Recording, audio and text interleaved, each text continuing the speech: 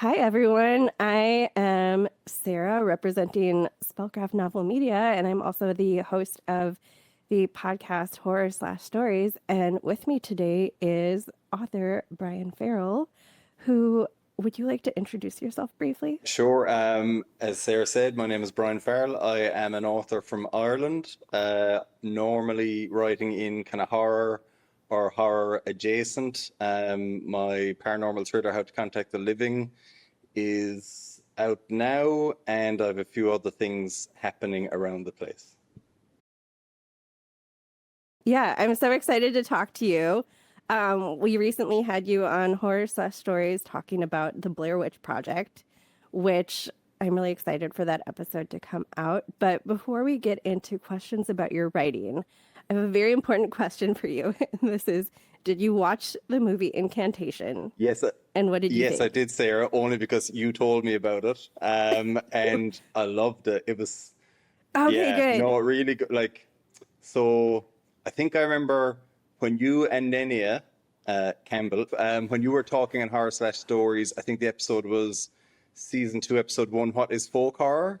And Nenia was basically saying she loves folk horror so much that that's like a default like for her. Like if it's folk horror, it's probably already going to be something she likes. You know, it's kind of like then it's yours to lose her. Whereas folk horror for me, it's a bit like the other way around. Like I'm kind of like, oh, like sometimes folk horror for me is a bit too heavy and like ethereal, magical realism. Did it all happen? Was it hallucinogenics? And it just kind of loses me a little bit. But Incantation had just like that kind of gritty narrative, like a realism to it, and again, I think sometimes with the elevated horror, like they forget the horror. Like, as in, obviously, I love having the themes and stuff, but like, you still have to scare me, you still have to entertain me. And Incantation, like Dodo, the little girl Dodo, like she's Hmm. so cute. And then when she's She's when so she's cute. saying like, no, no, she's up there, and then her mother has to like hold the hand of the unseen entity that is walking across walking across the ceiling. Yeah, so scary. And like to think it's one of those movies where like the message is being a parent, especially like a parent where this is the child she's readopting after years of separation and is under scrutiny from Child Protective Services. That's scary enough. But then when your child is acting strange and seeing things and you feel responsible because you have this traumatic background, it was a really fascinating premise. But also, I think this is a good kind of segue into talking about your writing because the main characters in Incantation are paranormal investigators, as is the main character in your book, How to Contact the Living. Correct. Yeah, that's right. He's probably less successful, depending on your definition of success. The paranormal investigators in Incantation definitely have more encounters than he typically does until the events of the book. But yeah, geez, that's interesting when you say that. That's Incantation is really a darker side of the coin compared to How to Contact the Living. Yeah. Yeah, definitely. Would you say you're generally drawn to that sort of story of like found footage because Incantation is found footage and Blair Witch Project is found footage. Is that or like paranormal investigator? Are those kind of your Yeah. favorite Look, that's a big genres? one for me. And like you said, I guess they tend to be found footage. Like I don't think that's Hmm. and I love found footage, and like obviously found footage gets a lot of hate, and obviously there is. I love Yeah, I found love found footage. footage, but obviously I do get like it's like when Avatar came out, and then every movie was 3D for about like 2 or 3 years, but it just ended up with people like poking sticks at the camera, and like same with found footage. Like sometimes a movie could only be made found footage for it to make sense, like Blair Witch Project Yeah. or Paranormal Activity or Incantation. But then there's other movies where they're just like, we could just make this found footage. It's going to be cheaper, and Mm-hmm. type so no, like found footage, so like Paranormal Activity. Uh, It's so good. Yeah. Even The Visit. I don't the M Night Shyam. I haven't seen The Oh, and like Visit. that's M Night Shyamalan making a found footage movie, and so Okay. there is a little bit there of like, oh, I could do this, but it's really good. But no, yes, I definitely gravitate towards that for sure. I think it can be done really well or really poorly. Have you seen Host? Host. Oh, yeah. Like the Zoom one? Host is very good. And when I originally watched Host, it was during COVID, and I was watching it on my phone. And like at that stage, almost everybody you were talking to you were talking via Zoom. Yeah. So it was just like a weird extension of my day. And then I was watching Host, and it was, that was one where, It was an experience. yeah, and that was one where like the way it was filmed made complete sense. Yeah. I thought that movie had so much potential. In general, I like enjoyed it 75%. But the one thing that bothered me was that they keep switching from laptop to phone, but the Zoom doesn't switch. You know, because you Zoom looks different on your phone than it does on your laptop. So that I had trouble suspending my disbelief because of that. I think that was like the one failure of that movie. I think because you're more technologically advanced than me and you do this kind of stuff all the time, like my brain just didn't, it's just like, yeah, that's how that goes. Like, so the fact that you notice that is really telling, but it's interesting. But no, I really enjoyed it. As you said, look, and again, with found footage, and I think even, I've heard you say this in the past, like sometimes it does get to a point where you're like, would you still be holding the camera? Would you still be trying to film this stuff? But like, so there is a bit of suspension of disbelief, but I mean, that's any fiction really, isn't it? And I love that I love when there's a good motivation for why you would keep filming. Yeah. And Blair Witch, like, I think it was you who said it, Sarah, I can't remember, but someone said, like, Heather in that, and I think they said in the movie, like, it's almost a survival mechanism because when she's seeing it through the camera, it's less real. And she's like, this is why I'm here to make a movie. This is okay. Whereas if she takes the camera down and that's just, she's surrounded by the reality of what's going on, she would just break. And as you say, I love when there's a reason where they find a good enough motivation to keep the camera, like even, I don't know if have you ever seen Rec, a Spanish movie? Yeah, not for a long time, Okay. but yeah, that one really got to me. The ending was very disturbing. Very, and like I love it's almost like it's a zombie movie, but it's also like I don't want to say too much, but it's other things as well that are going on. But like in, I don't know if you've ever seen Rec 2. No, I haven't seen Rec 2. It's pretty good, and it's one of those sequels where it's like the first movie ends, the second one starts. Like it's almost immediate. Oh, interesting. Yeah, and in Rec 2, it's like a SWAT team who are going into the building, but they've got body cams. So therefore, you're never like, oh, how is he still? It's just is the cameras are on them, they're moving, it's going to get filmed. So I really thought that was a clever way of doing it. Yeah, that for sure. There was one more. Oh, Hell House LLC. Have you seen that one? I've seen the first one because there's a few, I think. Okay. I've seen the first. I've only seen the first one. But years ago, and it didn't leave a huge impression on me, and I need to rewatch it because people love it. But that one really disturbed me. Okay. That one was really scary. It stayed with me for a long time afterwards. But I kind of want to, like, there's a gruesome part of me that kind of wants to rewatch it. And yeah, there's a whole franchise. But speaking of this paranormal investigators, do you believe in ghosts? I think I'm going to have to steal from the X-Files and say I want to believe. So I have never personally experienced anything. It's obviously always something I've had an interest in fiction or in reality, whatever that is, in terms of, when someone says I've seen a ghost, obviously that's not necessarily the truth, but myself, I never have had any experience with it. But yeah, again, look, want to believe. Yeah, I feel the same way. Of just like if there's a question of yes or no, I'm gonna err on the side of probably yes. It's just to err on the side of caution. Yeah, absolutely. I'm not gonna. You won't see me having any seances with my friends on Zoom. What scares you, and how does that influence you as a horror author? So I would say, like, if I'm watching a movie or reading a book, what really gets me is someone or something pretending to be someone else. So specific, so again, that M. Night Shyamalan movie I mentioned, The Visit, something happens in that. Or Smile. Like, have you seen Smile? Oh, Smile is so scary. Smile and Smile 2. I thought they were great, but so scary. Yeah, and that moment where, like, so this is mild spoilers for Smile for anyone who hasn't watched the movie that's like 5 years old at this stage. But I think it's the first one she's talking to her psychiatrist, and it's when the psychiatrist visits her home and they're talking, and the next minute the psychiatrist's face starts to go up, and it's so scary. Yeah, and that moment always gets me. Yeah, and you like can't trust your reality. Did you see Smile I too? did, and I really liked it. It Yeah, was it was good. I liked it even more than Smile. Yeah, I thought those were movies that were like consistently scary the entire time, and you know the jump scare's coming, but Doesn't it's matter. still Yeah, it's actually yeah, worse if yeah. anything, because you're just like, get it over with, You're stop just it. So mm-hmm. yeah, so Yeah. that or even when I think a lot is, have you ever watched like Annabelle Creation? It's like the second Yeah. Annabelle movie. Oh no, I haven't seen the second Oh, it's the Annabelle. scare. Like it would probably be for me, and I think my wife agrees, the scariest of like all the Conjuring movies. And I know they're kind of diminishing returns eventually, but Annabelle 2 is, geez. But there's again mild spoilers for Annabelle 2 for anyone who hasn't seen it, including Sarah.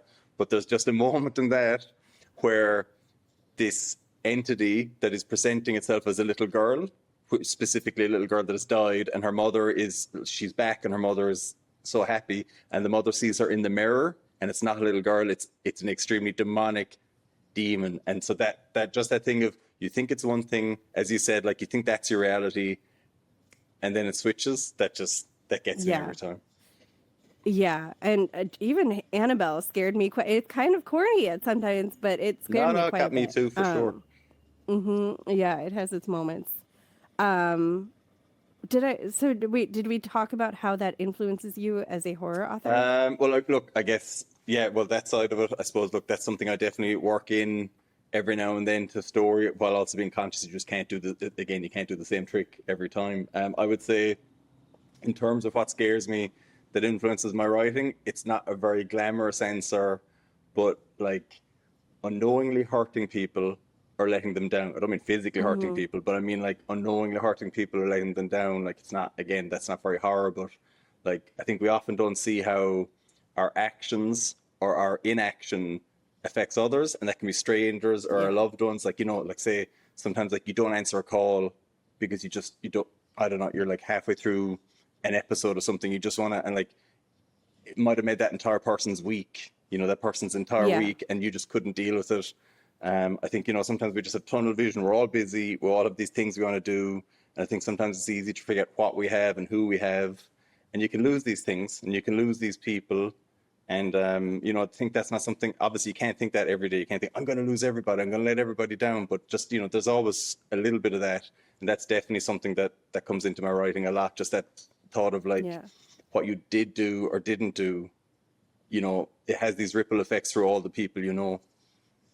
Yeah, well, I remember in How to Contact the Living, there's that scene where the police officer is reflecting on his last morning with his wife, and like, did I say goodbye to her, or Yeah, yeah, exactly. And yeah, that's it. And just like, look, and again, you can't, because he's a ghost. I don't think I yeah, and mentioned yeah, that. yeah, that's right. And that's exactly it. And like, again, you can't live your life like that. Like, you can't every time you walk out the door think, I mean, he's specifically a police officer, so it's a little different, but like, you can't every time you say goodbye to your partner, say, I got to give this everything because I might never see them again. But you don't know when you're never Yeah, going to, you don't know when that time comes. That is the last time you're saying goodbye right. to someone, or that the time that you picked up the phone, you might have saved their life and you'd never know it. So yeah, Mm-hmm. that stuff gets me. Yeah. What inspired How to Contact the Living? Oof. Everything really, my personality. Like I've always enjoyed anything paranormal or supernatural. So like watching Ghostbusters as a kid, even like as an adult, going on ghost tours, staying in like supposedly haunted houses with my wife.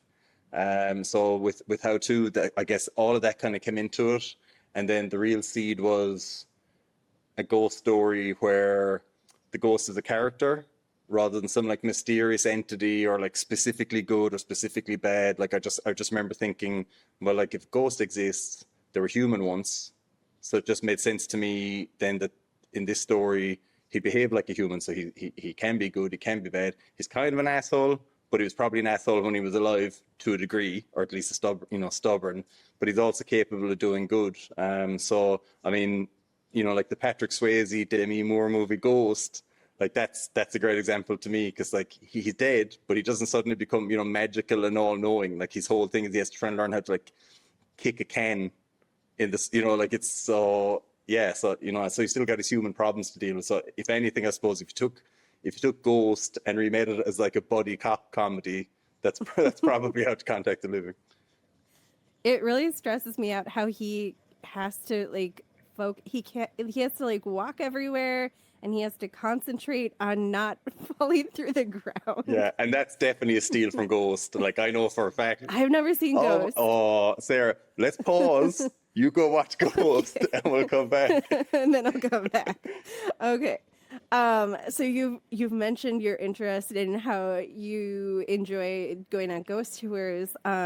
What kind of research did you do into the career of a paranormal investigator? Was that something like you already had, or was that something you looked into? And yeah, A bit of both. So I am actually a certified paranormal investigator myself. This was done on that's so this was cool. done online about 15 years ago, and I was in the outback in Australia doing it online, but with some guy who ran, I'm going to say Paranexus Academy in Florida. So in terms of accreditations, I'm not too sure, but yeah. So I'd always had an interest, and then like a lot of the books Will mentions in How to Contact the Living, like that he's reading, that stuff I would have read or that I read specifically when I was writing How to Contact the Living. So I guess I had a good broad idea of paranormal investigation. And then of course you've got shows like Ghost Adventures, which is like the cartoony, cringy side of it, but like it's fun, but it's just like it's not, reality. So I guess I Right. wanted to have enough detail in there that people who are into it like felt seen,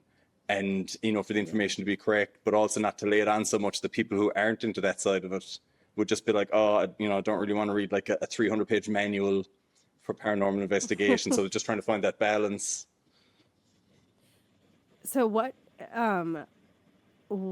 does one have to do to become an accredited paranormal Well, investigator? at Paranexus Academy, it was pretty much, I'm going to say like 5 modules with essay questions, and then I had to do like a test investigation at the end. So I had to take video and Oh, sound cool. recordings, photos, and luckily where I was in the outback in Australia, so it's where I met my wife actually. Like the town officially had a population of 12 people.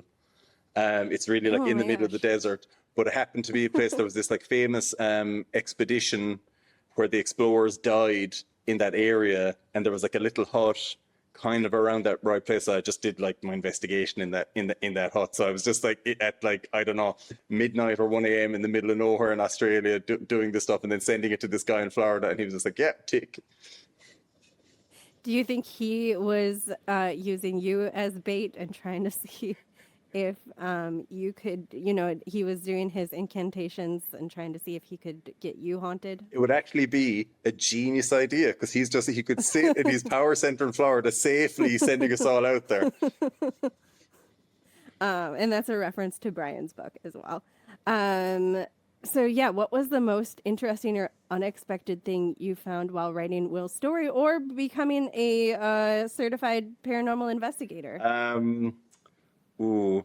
Well, look, if I stay specific, well, I'll give you 2, and I'll try and keep them short. But I remember back again, we're going back 15 years when I was doing the paranormal investigator. I remember reading this book, and I can't remember the name of it now, but the guy's logic for why ghosts would exist, why we would carry on after death, is that basically think of bodies like radios that are picking up and transmitting a signal. Well, if you throw your radio out, it doesn't change the fact that the signal is out there. There's just nothing solid left to pick it up and transmit it. So I remember just thinking that was fascinating. I mean, the science, I don't know, but I just remember thinking that was such an interesting way of thinking about it. Yeah. But then fast forward to writing How to Contact the Living, I think something that unexpected that came up for me was just realizing how deeply I believe that if there is another life or if there is spirits out there, we need to be listening. So it's like, I mean, it's great to have gadgets and cool toys, and like I love Ghostbusters, so obviously I just love all of that stuff. But like a theme of the book that really uncovered itself for me as I was writing it is that we need to be we need to be willing to listen, we need to be empathetic, we need to communicate openly, and like that goes for the living and the dead. Like again, if anyone's Yeah. read How to Contact the Living, or Sarah, you've read some, but like Will's problem is, I mean, he's got a lot of obviously otherworldly, ghostly stuff going on, but his biggest problem is he doesn't communicate with people. Like it's called How to Contact the Living, and obviously the ghost in it is trying to contact the living, but like Will needs to do it too. Like he has himself in Yeah. this shell, and it's causing him so much problem. Well, I'm really enjoying the book, and I enjoy how humorous it is as well. I'm a very slow reader, but it's one of the books where I don't plan to put it down. I'm gonna like keep Oh, that's reading it good. until it's Thanks. read. Um, so yeah, music makes an appearance quite frequently in How to Contact the Living, and I know your username on Instagram is Paranormal Punk. So does How to Contact the Living have a soundtrack, and how does music factor into your writing? Yeah, definitely the soundtrack. You can get it if anyone wants to listen to it. It's on my website, bryanfarrellauthor.com, or you can just go to Spotify, or the Spotify link is on my website. But mostly punk songs and a few other bits and pieces that kind of feature in the book thrown in. Again, I love music so much, and Will, the main character, loves music so much. Just felt like I couldn't not make a soundtrack. For me, punk music specifically, like I have broad tastes. I listen to a lot of stuff, but punk music just like I remember hearing it for the first time as a kid, like consciously hearing it, and it was just like click. Like it was just like Mm-hmm. this is like it had like all the like speed and heaviness, the things of like heavy metal and hard rock, but they were singing about real things. Like they were singing about politics, racism, Yeah. even just down to I want a girlfriend. Like it was all stuff that either I could relate to or that I wanted to know more about. And so I Mm-hmm. think for me when I'm writing, I'm always trying to find that human angle, like to think less about Yeah. how cool is this ghost or this monster, what's its lore, and more about how will this person deal with this ghost, or what has this character done or not done in their life to lead them to this horrific situation. And I think that grounding in I guess, perspective or reality. Like that's something I picked up as much from punk music as from anything I've ever read or watched. So I think that's a Yeah. big influence for me. And I guess also on the business side, punk bands tend to be independent. They tend to run Mm-hmm. their own record labels, do their own cover art, and as an indie author, that work ethic, that idea of yes, you can be artistic and creative, but you still have to be pragmatic and put sweat and put thought into how you're putting your art out into the world. Like that's Mm-hmm. endlessly appealing and inspirational to me. So yeah, that I guess that's my long answer to that question. This might be kind of a spoiler, but what you were just saying for some reason made me think about this. And again, I haven't finished the book yet, so I don't know what's going to happen here. But am I understanding correctly that the prologue was Will's eventual writing? I'm going to say that again because for something I got a weird notification. Yeah, I think you had a little bit of a whole Uh, post moment there. yeah, a host moment. Do I understand correctly that the introduction or the prologue is the book that Will wants to write? Correct, exactly. Yeah. And that's so interesting too because it does have a very different, for lack of a better word, vibe to it than yeah, the rest of the book. Yeah, absolutely. It does. And honestly, that prologue originally didn't exist. That took place in the middle of the book. And a lot of people who read the book, the early readers, the beta readers, the ARC readers, like they really responded to that scene. Like they really said, like that is just like love the book and all the rest, and or I don't love the book, and that kind of thing. But like that scene, and even for me, sometimes just like if you're writing something, you just feel like this is good. Like this is obviously you don't Yeah. want to pat yourself in the back too hard, but you just start enjoying it. So that entire scene that you said, the prologue, I moved and made it the prologue, and it is definitely consciously very different because it's a lot more. I guess there's less humor. It's a lot more Yeah. dramatic. It's a lot.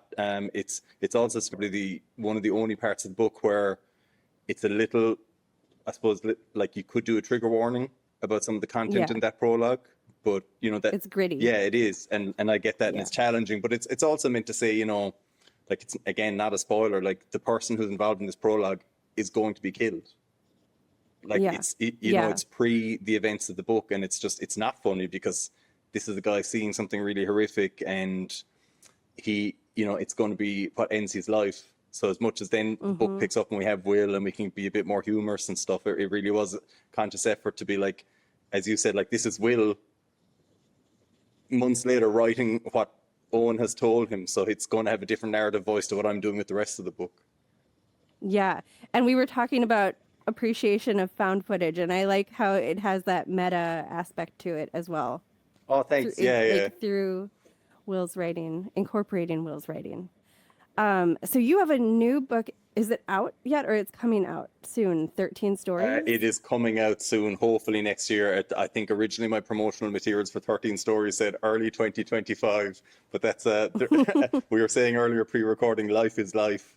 So Life is life life. is life. Yeah. So I think at this stage, I'm not even going to say early 2026, but hopefully I will just say 2026 and then see what happens. Excellent. So 13 stories, I think I was reading on your website, is some older stories you've written and some newer stories you are writing. How did that come about, and what was it like? Is there a structure? Like, how do you intermingle your older work and your newer stories? That's a good question. So look, I guess with 13 Stories, like it's a mix of, you've got like this horror, supernatural, science fiction, there's other stuff that's not even really genre stuff, like more dramatic stuff. So I had made the decision pretty early on with this one to just let the collection be what it is. So just collecting my short stories and novellas up to this point. I could have made it all horror or all ghost stories or something, but I just wanted to put it all in and say, this is me, this is everything. And the book's name actually comes from an album by a band called Fugazi, a punk band, obviously, and their album 13 Songs. So they had at that point released two EPs in their like band career. They'd released two EPs and they put them together, released it as 13 songs, and just said, this was us, here it all is, now let's see what comes next. And that's, so 13 Yeah, Stories for me is very basically cool. like documenting and collecting and going, okay, that was that, what now? And as you're putting it together, is there an overarching theme, or it's just, here's what is coming to me in this moment? Look, I suppose when I look back on it, you're going to be sick of me repeating myself, but people, like it's interesting, like I'm reading stories, like I'm editing and reading stories that I wrote 20 years ago versus something I wrote like last week. And there's like, some have ghosts, some have apocalyptic monsters, there's science fiction, there's folk horror, but I see in every story, it's more about the people in it than what they're facing. So I think if there's a theme, that's it, just people, and it's just concentrating on them, and then all the cool stuff comes after. But it's it's the people first. Yeah, absolutely. And I'm really excited. I know you recently, with Indie Reads, released Ma, and I'm sure I'm going to misremember this, but it is it a novella? No, you're exactly correct. It's a novella. It's a Okay. pretty short novella, to be honest. I think someone said you can also say novelette, and I'm not sure that I was. I'm Novelette. not getting down that road. It's a novella. It's a short novella. I Everything I've heard about it sounds amazing. I'm really excited to read it, and also it was part of a raising money for charity. Yeah, yeah. So I approached Indie Reads. I just had like basically kind of had the story.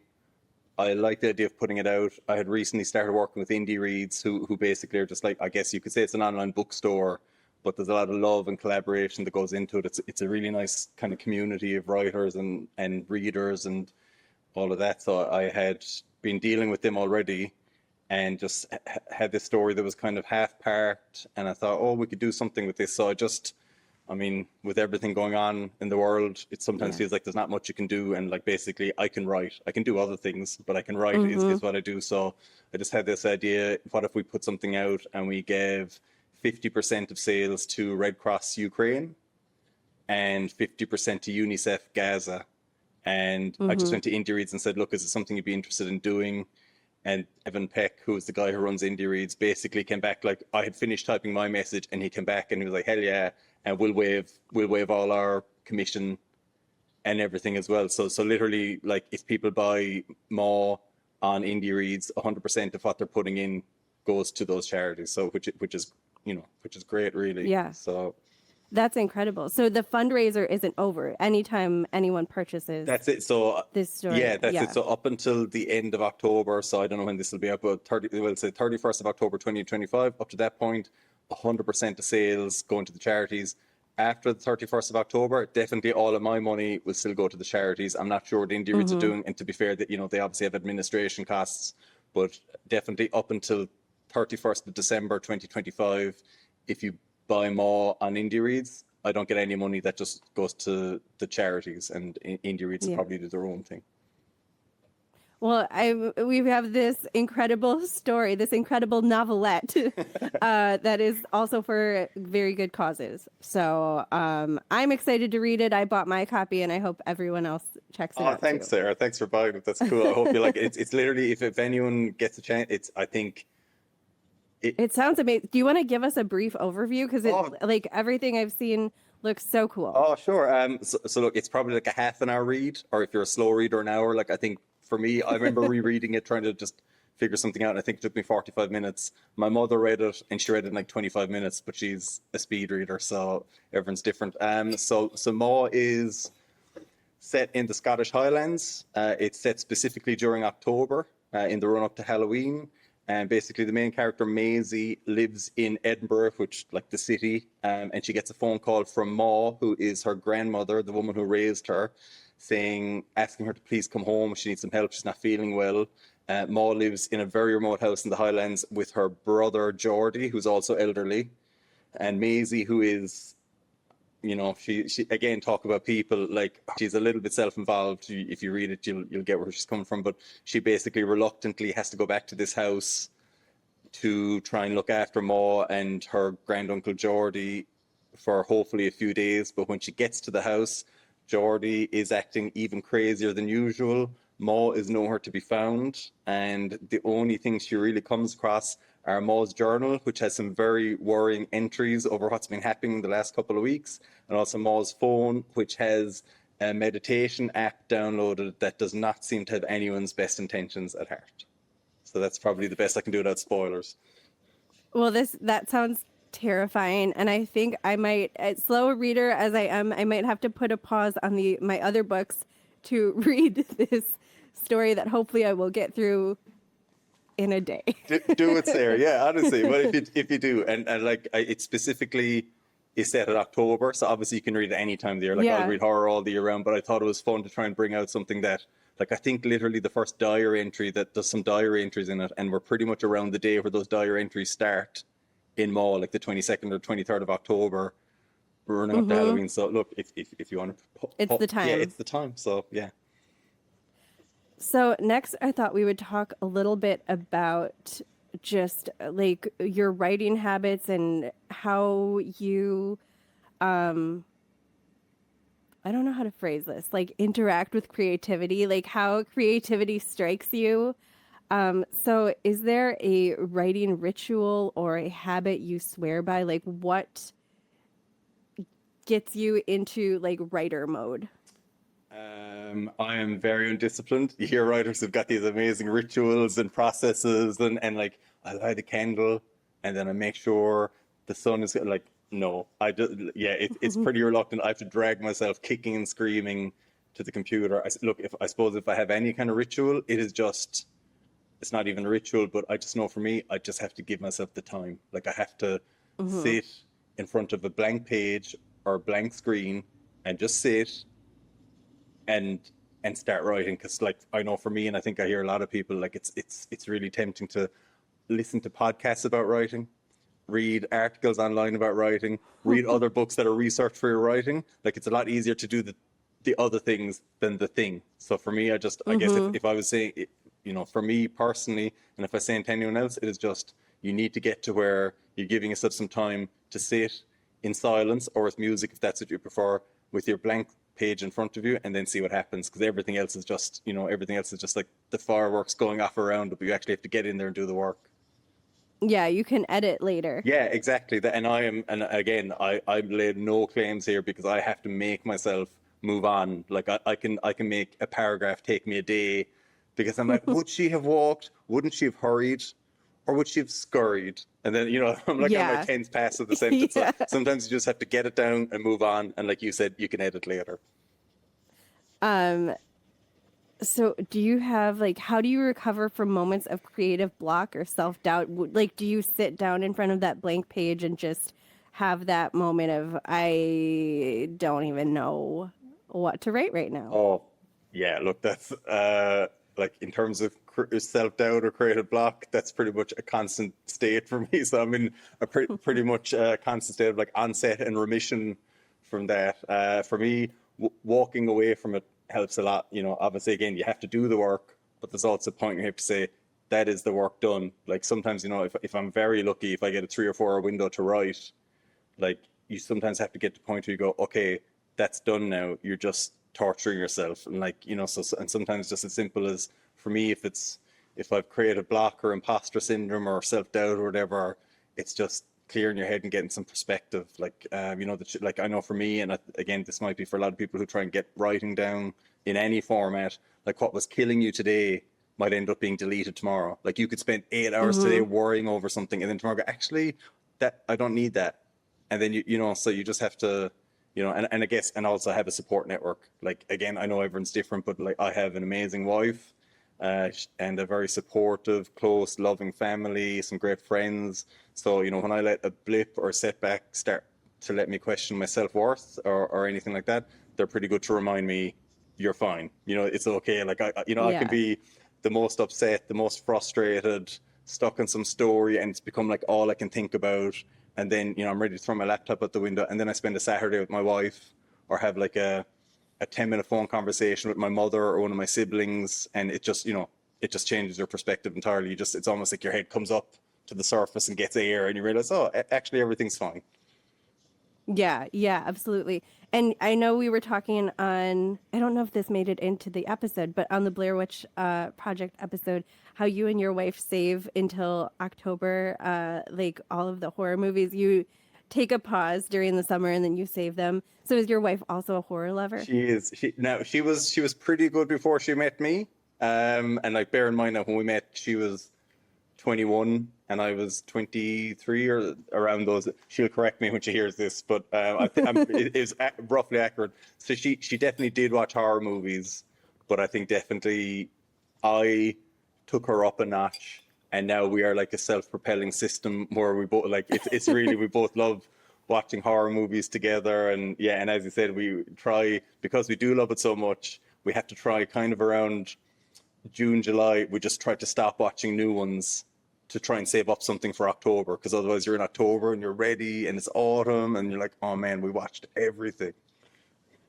I have more questions about what you've watched this October, but like when you do hit those moments of creative block, do you ever like have a moment when you're trying to come up with to build that horror? Like, does your wife help contribute the horror ideas? Oh, like definitely. And she is like, it's funny for someone who she would not call herself creative, but she like sometimes she'll just throw something out, and I'm just like, yeah, what just repeat that. What did you say? And also to like a normal process for me when I write anything. My brother Alan, so I have two brothers, but my next brother down, he's my official first reader. So anything I write, I send to him. He actually lives in Germany, so anything I write, I send to him. He reads it, comes back and says, yeah, that was pretty good, or that ending didn't make sense, or yeah, that's good, keep going type of thing. And then normally the next part of the process is I read it aloud with my wife. And it's funny because like my brother has one way of looking at it, and my wife has another way. My wife is really like pragmatic and practical. So I'll be reading something that I wrote, I thought was fine. Alan read, he thought was fine, and I'll be halfway through the story, and my wife will say, "But you wouldn't do that because so it's just great." So yeah, so definitely I find that talking to other people, like as much as writing is like a solitary pursuit, talking to other people, and as you say, like bouncing back and forth, and having people like my wife who does love horror movies and knows the conventions of them is really helpful. And I think that probably adds an additional perspective to it where you're reading it out loud and you're hearing the words in like spoken, like narrated, but also just like you're telling a story to someone else, and it probably adds an additional layer of depth to the writing, No, the creative process. absolutely. And like you would know, Sarah, from narrating audiobooks, like there is a difference in silently reading something and it just being in your mind to saying it out loud. I've heard more than one writer say, especially with dialogue, read it out loud, because you Yeah. sometimes read a book and the dialogue is really stilted or really just doesn't seem naturally how something someone say. But if you read it out loud, either to yourself or to someone else, you'll know pretty quickly, oh man, humans don't talk like that. Do you feel that it helps you, reading it out loud helps you get to know your characters better? I would say so. I would say, Yeah. and like it does get to a point where when you're writing, you're always kind of reading and rereading. You're editing, you're reading, and you do sometimes get a bit lost in the jungle of the words, like the black and white on paper. So suddenly doing something completely different where you're reading it out loud, definitely I think gets you more into the characters. And again, when you're reading aloud, as you said, you're telling someone else a story. And like humans are storytellers. Like we love it. Even people who aren't creative, we're all storytellers. Like when someone tells their partner what happened at work today, you don't just say, this happened. You say, oh, you won't believe this, and oh my God, Yeah. and that's crazy, because and we all do that. So I think when you're reading it aloud, you're mentally around a campfire, and you're trying to scare someone, or you're trying to entertain someone, and also by doing that, like, if you've got a friend and you've got this other friend and they're not mutual friends, you want them to like each other. You're like, oh, you're going to love Dave because Dave always does this. And like, I think when you're reading your characters aloud to someone else, you're like, and this is why he's so great. Yeah, yeah. And if you're saying it out loud, or if you're telling a story out loud, whether it's about your day or something you're writing, the intent is to like evoke a reaction. Absolutely. And yeah, yeah. Speaking of reaction, I notice on your website and in How to Contact the Living and I haven't read the other works yet, but it feels like humor is an essential element in your writing just as much as horror and music are. Would you agree with that? Yeah. It's, Yeah. I suppose it's my personality. Like I've always had that kind of jokey, sarcastic persona. And like in general, like I consider myself someone who has very deep feelings and gets very passionate about things, but also think you can't take yourself too seriously. Like, or if you take life too seriously, it'll break your heart. Like you have to find the humor in things. And again, I think that's a very human thing. So for me, as someone who has always used humor as like a defense mechanism or a filter to understand the things that are going on around me, when I'm writing characters who are dealing with like the most horrific of horrors, or you're meeting this character in the worst day of their life, like that's the defense mechanism I gift to them. I'm like, yeah, I know this is terrifying, but it's pretty, like, remember you said that thing earlier and now it's coming back to bite you? That's pretty funny, isn't it? There's a really funny moment in How to Contact the Living when the police officer is talking about, he's shocked that Will hasn't seen a movie and he's saying it's the best movie ever, and Will's disagreeing with him, and he's just gets more inflamed by that. That was really funny. And I also highlighted a quote that I don't have in front of me, but the one where he's comparing, I think, someone to string cheese. Okay. If I had my phone in front of me, I'll have to tell you later. I'm sure it's genius, whatever it is. I mean, yeah. Well, it was good enough that I wrote it down. So, what inspires you to launch a new creative project?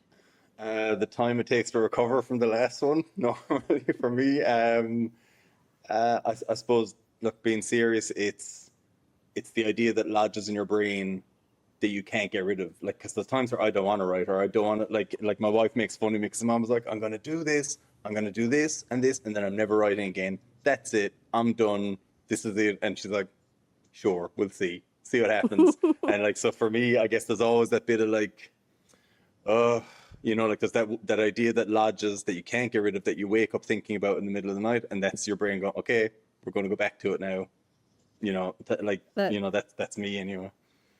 Probably a good nudge to go be in front of that blank paper. Yeah, that's exactly it, because I know how reluctant I am to be in front of that blank page, and my brain's like, that's fine, but what about this? And it's that push and pull between like what you like realistically. I would just love to sit in the couch and just watch movies and take stuff in rather than have to make stuff. But my brain's like, we should make this stuff. And do you have any tips for aspiring authors that you would consider the most important lesson you've learned? I would say nobody knows it all. I think that's a big one. Like, I love listening to writing podcasts, and even like Stephen King's got a great book on writing, and really good. He's Stephen King. Like, not it's a great book, but he's like, you just sit, and the ideas just flow out of your fingers. And I'm like, all right, Stephen King. Well, good for you. So I think it's just knowing nobody knows it all, and everyone's different. So if someone says this will work, like it's great to take in other ideas and methods, and like I'll try this, but just be easy on yourself. Don't say, oh, this worked for Ernest Hemingway, this should work for me. Like it's not like that. Yeah. So it's not like that. So just know that nobody knows it all, and everybody's different. Again, give yourself the time. Like I said, it's just so tempting to do all the stuff around it rather than the thing. And one that I see sometimes is, and this is more, I guess, a practical thing. This is a bit nerdy for specifically for authors. Like when you finish your first draft of your book, a lot of authors send out beta copies, so they have beta readers, and that's literally like you've kind of just finished it, you're sending it out, and these beta readers will come back. They might pick up typos, they might pick up plot holes, they might pick up different things, and you're incorporating that. You're kind of rewriting your book based on that feedback. It's almost like in movies when they have like a test screening, and the audience go, I hate that ending, that kind of thing. That's fine. But then the next step is you're sending your book out to ARC readers or ARC readers, and that's advanced reader copies. Those people should be getting the finished copy of your book. I mean, it's fine if someone comes back and says, I caught this typo on page 37, or, this didn't work for me, but like they shouldn't be getting a book that they have to spend time with a red pen coming back to a typo. So I would just say, give yourself time. Yeah. Yeah.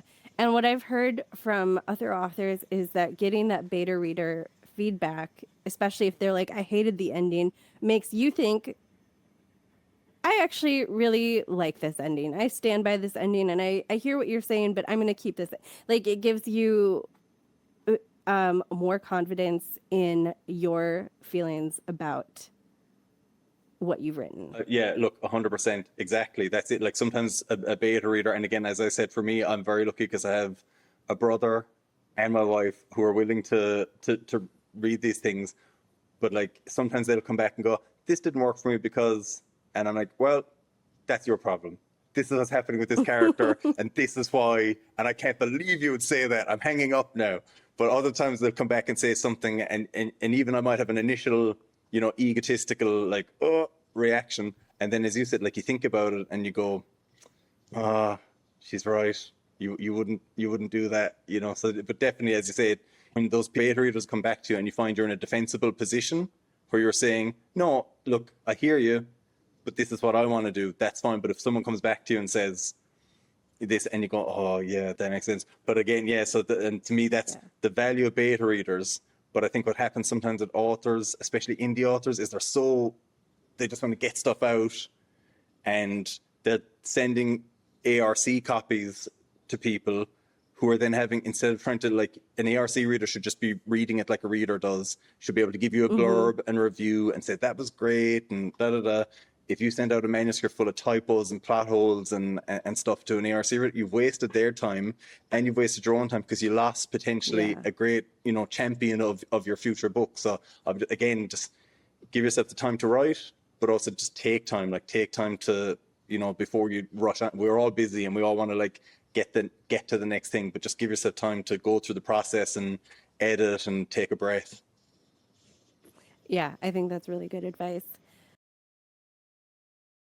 So you and your wife during Halloween season, that's when you watch your horror movie. What are you watching this October? So this October, we would be pretty much year-round horror movie watchers, but we just, again, try and save up for a few months before October because you end up with nothing. Now, I say that, like, all through the summer, we were doing a rewatch of all the Conjuring movies. So, like, for us... Because there was the last rites just came out this summer. And that's it, and we were building up to that. So, again, for people who don't watch horror movies, they'd be like, well, that's like a dozen horror movies. We were like, no, that's separate. That's just, we're doing this project. so we didn't really watch anything else. So this October, we watched, like so far, we watched Weapons finally, Oh yeah, which I really liked. Sarah, you've seen Weapons? I've seen Weapons. Did you Yeah. like it?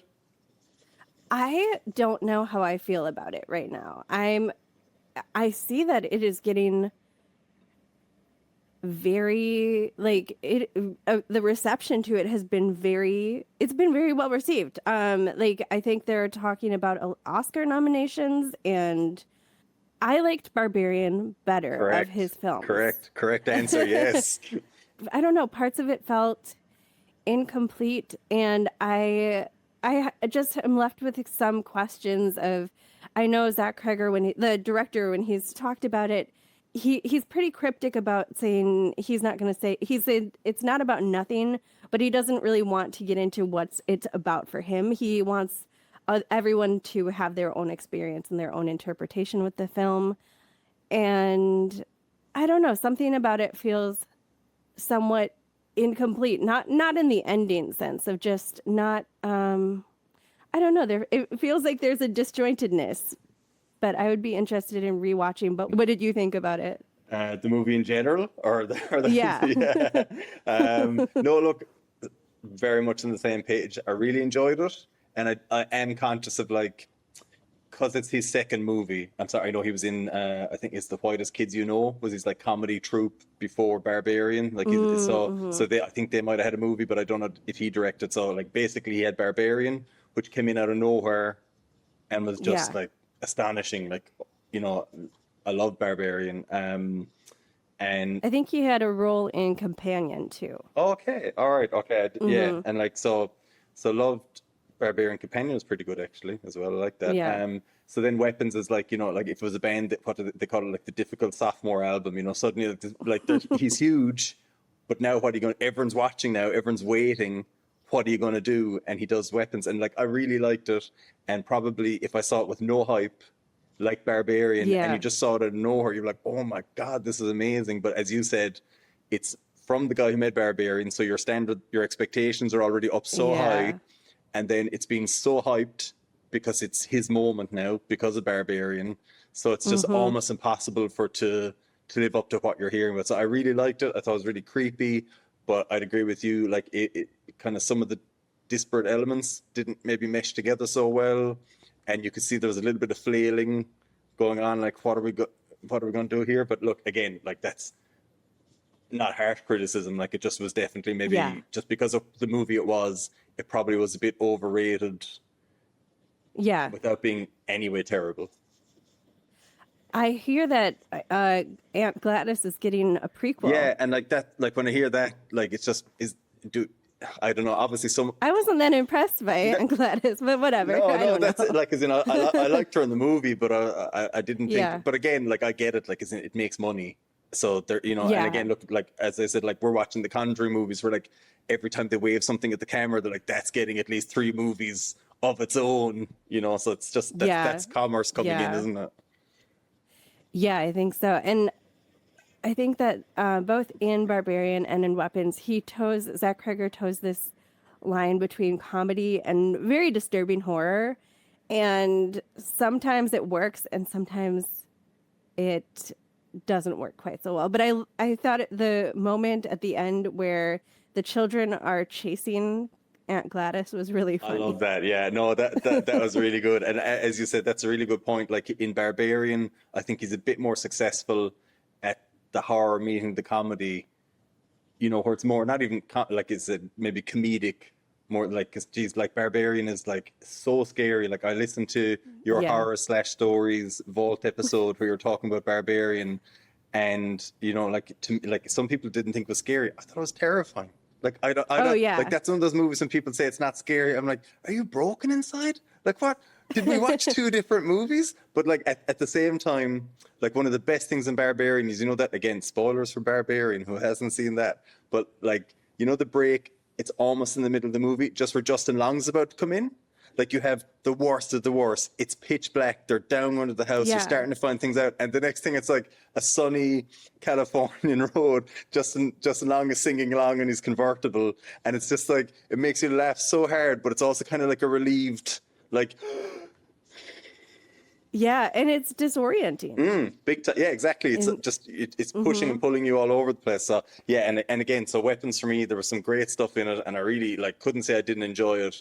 But like if Barbarian was just like a laser, like it's just like you could tell he knew exactly what he wanted to do, how we're going to achieve it. Whereas Weapons was maybe a bit more like a shotgun blast, where it was a little more, spread out, going all over the yeah, place. But well, between Weapons and Barbarian, I will not be going in the basement anytime soon. Anything, my husband can be the one who goes in the basement and does anything because we have, what do you call it? Like a farmstone, like a old farmhouse, okay, oh farmstone wow. basement.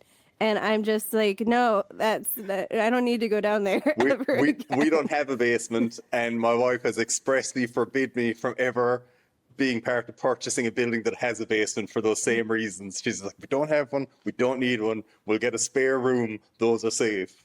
I mean, that's very smart. But also, in Clever addition lady. to Weapons and movies with disturbing basements, what else have you been watching?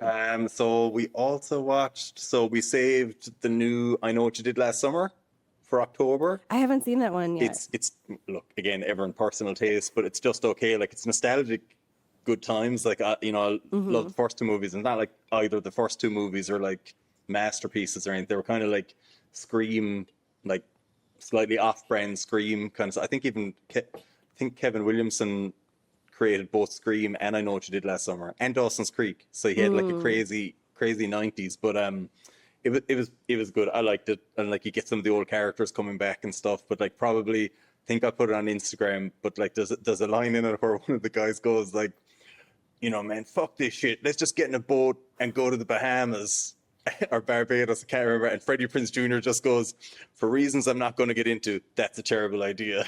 I was just like, that's the best thing in the movie for me. That called back to the second movie, whereas everything else was just, it was fine. So we watched I Know What You Did Last Summer.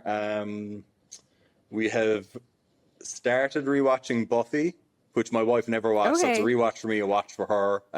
It's good fun, but it's obviously tough for her because it's like you're talking 1997 network Yeah. TV, type of thing. Are you going to watch Angel? No, it never did anything for me. I was always. Did you watch Buffy, Sarah, when you were? I watched some of Buffy, but then one of my friends is like hugely dedicated to Angel, believes it's the best show ever. And so I watched Angel with her, and now I love it. Well, and look, and like I've Yeah. just never watched Angel, so I don't have an attachment to it. And I hear people like rave about it, and it's being kind of like a bit darker and more adult than Buffy. Yeah. But look, I've never maybe. But look, and the other problem when you're rewatching old shows is like they're all like 22 episodes.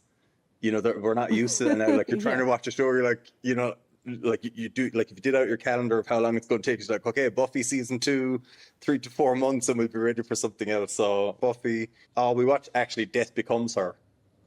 The old. I don't think I've heard of that one. So early 90s, directed by Robert Zemeckis, who did like Back to the Future and stuff like that. And then went on to do Forrest Gump and Castaway. Goldie Hawn, Meryl Streep, and Bruce Willis. And it's kind of like, it's not horror, it's like, I guess, horror comedy, but like magical horror comedy satire. That's the one that the Sabrina Carpenter music video is based on, right? Oh, yes, it is. Oh, I had to think about that. I was like, wait a minute. Yeah, exactly. That's it. And like growing up as a kid, there's a part where Goldie Hawn gets like a shotgun blast through her middle, so she has this hole in her stomach that you can see through, and it was like early CGI and like that. So we watched that the other weekend. That's one of my wife's favorites. So we watched that. That's October. Like, and then I guess the year in general, like we had like Bring Her Back earlier this year, which we talked about, and like, oh man, oof, I love that, and like that just Do you think so we talked about Weapons, we talked about I Know What You Did Last Summer, the latest edition. Bring Her Back. I just said Bring Her Back. Of these 2025 horror releases, did you have a favorite? Were there any movies you felt were overrated? 2025 has been a great year for horror. it's been pretty good. Yeah, definitely. Sinners, we got Final Destination, Bloodlines. Yes. Oh, I love that. I love Bloodlines. I thought it was really good. him. I haven't seen Good Boy, but I'm so excited to see Good Boy. And look, I'm a dog lover, and I watched Good Boy last week, and I loved it. And like, I Yeah. was like, Good Boy could not even be a horror movie. They could just follow the dog around for an hour and a half, and I'd watch that. But it's legitimately a pretty good horror movie as well. Yeah, everything I've read about it has been so interesting. No, I really enjoyed it, and like obviously it's kind of one of those movies where a bit of it is like it's a novel concept, like it's all from the point of view of the dog, but like you could make that movie and still make a pretty terrible movie, like just because Yeah. something is Yeah. interesting, but it's actually really, I really liked it, and like they made it over, I think they made it over 3 years, Yeah, yeah. yeah, in their Because home. he's not an actor. He's No. just a Oh, dog. and it's so good. And like there's parts in the movie, and I listened to the director. Is it Ben Yeah. Leonberger or something? I might have the name wrong, but Uh, he's talking about like how did they get him to do the different facial expressions? You know, when, like a dog gets that confused, like cocks the head to the side look. And in the movie, he's looking at like some like otherworldly entity, but in reality, they just had to shout things that he didn't understand. So like instead of shouting like sailor stand, they were going like neon sign, and the dog would just go give that confused look, and they're like, perfect cut. oh my gosh, there was another question I had that was related to horror movies. Good Boy. Maybe it'll come back to me. I thought it was about 2025. Anyway, what's at the top of your list and what was overrated? Ooh, so Bring Her Back, top, very much near the top of my list. That just broke my heart and was Yeah. legitimately just harrowing and terrifying the whole time. And brilliant. Like yeah, it was one of those movies that is so emotionally damaging, but it's so brilliantly executed that even though you're like that really hurt me, it's an amazing film. No, I'd agree. It's really, really well made, and again, like that, like you could have the same movie and it could be pretty sloppy and trashy and kind of like maybe some cheap shots, like here's sad things involving kids, whereas it's never really easy. It really makes you feel like complicated, sad feelings throughout for all the characters, including the kind of the bad the bad guy. Like so Yeah. Bring Her Back was up Yeah. there. Final Destination Bloodlines, I really liked. Like I thought it was better It than was really yeah, fun. and like better than I think that's the sixth or seventh. Like it's much better than a sixth or seventh movie should be in a kind of franchise that's not really super deep. Weapons we talked about. I guess Weapons is overrated. That feels mean, but if we're looking at overrated one, No, I agree. Yeah. Sinners I loved. Sinners was probably overrated only in the sense that like literally people are like, It's the highest grossing horror movie of all yeah, time. and people Yeah. are like, this movie saved my life. This movie healed my legs. I can walk again. It got to that level. But Yeah, I yeah. love Sinners, and like we watched Sinners in the Yeah. cinema, and I think I've seen it 2 or 3 times since. So no, I don't want any hate come back at me. I love Sinners, but maybe just that level of hype like is just crazy. Yeah. Also really liked Heart Eyes. Did you see that one? Hard Eyes was good. Yeah, Yeah. I like that. Like nothing crazy, but I just thought it was a cool take to do, like basically a rom-com, but make it horror. It was like rom-com, but make it horror. I like that. The Yeah. Parenting. Have you seen that one? No, but that I did remember now what I wanted to ask you before, the question I forgot, and that was about Presence. Did you see Presence? No, and I'll tell you, I listened to a podcast and I was already like, this smells to me like something that's not a horror movie that's pretending to be a Yes. horror movie. Yes, exactly. And I Exactly. was like, oh, I'm not in for, and I don't like. I love watching like spooky, inverted commas, spooky, scary movies that don't necessarily have to be horrific or terrifying. But I kind of got the impression the Presence was like basically an artsy drama type experiment that they were like, we don't know what to do with this. We'll just sell it as a horror. Yeah, I felt like Presence was it's an original take on a ghost story. You can't convince me it's horror. No. In any Okay, sense. And I okay. have a pretty flexible Yeah. interpretation. of Okay, horror. I'm glad to hear that. So yeah, I'm not rushing out to watch it. It's a good movie, but it's not horror. So the last section of questions I have for you today is more about fiction in general and like literature, your relationship to literature, and media. So the first thing I wanted to ask is, on your social media, you also post book and movie reviews. What goes into your review process? Yes, book and movie reviews for my dozens of followers that read it. I tell you, there's a fantastic Irish horror author called Keelan Patrick Burke. If anyone hasn't read his stuff, check him out. Keelan Patrick Burke, really good, and he's an Irish horror author, but he lives in the States. I'm not sure. I think Midwestern states, but I remember hearing him on an interview before, and they asked him a similar question, like, because he tends to put stuff up, and he said, "I'm not a book reviewer. I'm a book recommender," and that is definitely the approach I try to take, because, like, one, I am not journalistically trained in the art of criticism. Two, I'm a creator myself. I don't really want to be shitting on anyone else ever. So if I'm posting about something online, it's just I liked it and I want to tell other people about it. And I think, and like Sarah, you're a part of this too. Like, we're all we're in the indie community, or we're in the horror community, or we're in whatever community. We're all trying to create, produce. And I think, like, sometimes, as much as you can't always do it for a pat in the back, sometimes it's nice for people to hear, like, "Hey, you're doing a great job. This thing you did, I really liked it." And, like, I think, like, it's like a rising tide lifts all boats, you know? Like, we're all lifting each other up, like, as in, you know, it's all community. And, like, I think, like, I read a lot of stuff that I don't post about. I watch a lot of stuff that I don't post about. But, like Stephen King or Mike Flanagan, they don't really need me on Instagram saying, "Hey, you should check out the Stephen King kid. I think he's got it." You know, so it's whereas indie creators do need that, you know. I think, you know, they really need someone to sing their praises. And I think it's just something that happens naturally from interacting. Like, you would see it, like, even, like, I think I ended up talking to you on Instagram because I loved horror/stories. And I was just messaging you as a nerd, just going like, "Oh my God, I love your podcast," you know, and then talk. And I'm like, "Oh, do we have listeners who aren't my parents?" And I was like, "I'm listening. I'm in Ireland and I'm listening," and it's amazing. And, like, but, you know, and, like, again, like, it's not that I think someone needs me to tell them they're doing a great job, but sometimes you worry that, like, no one has told them they're doing a great job. So no, I think that's so important. That's a really good and point. Because it's even just like in day-to-day life, when things are going well, you're probably not going to talk about, like, "Hey, this thing went so well." It's because it's just like the things that stand out are the complaints, but we do still need to highlight the good as well. Like, when things are going well, it should be absolutely. appreciated. And like, sometimes I think people think, "Oh, this person is so good at what they do. They know it. They don't need me to tell them." But, like, sometimes you do, and especially for, like, if you're indie creator or self-produced or anything like that. And, like, even like in terms of community, like, for instance, there's another, I'm not just trying to talk about Irish authors, but this is just coincidental. There's another great Irish horror author called Lee Kenny, Leigh Kenny. She's a female author. I refer to her as the Grand High Witch of Irish horror.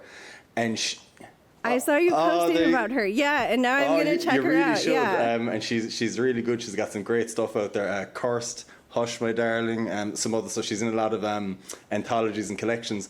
But, like, so she bought Maw online from Indie Reads Maw, which we were discussing, the charity book. So she bought Maw online, and obviously by doing so gave money to these charities. No one asked her to do that. She then went to the trouble of reading Maw, which, again, no one asked her to do. And as you said, like, even with the best of intentions, all of our TBRs are just stressful, like how much stuff we're trying to read. So she bought this book no one asked her to buy, gave money to charity.